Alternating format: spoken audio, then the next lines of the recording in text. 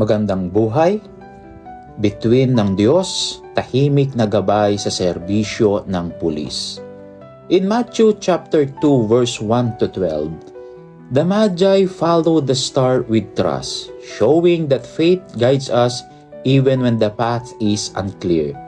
Tulad ng mga Magi, hindi malinaw ang lahat, pero may tiwala.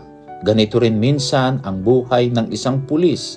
May pagod at hamon, ngunit bawat araw ay pagkakataon na maglingkod, magtagumpay at mag-iwan ng liwanag sa iba.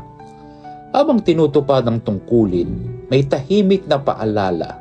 May gabay pa rin sa bawat takbang na may integridad at puso, at sa bawat malasakit sa kapwa, may liwanag na dahan-dahang nabubuo kahit hindi palaging napapansin.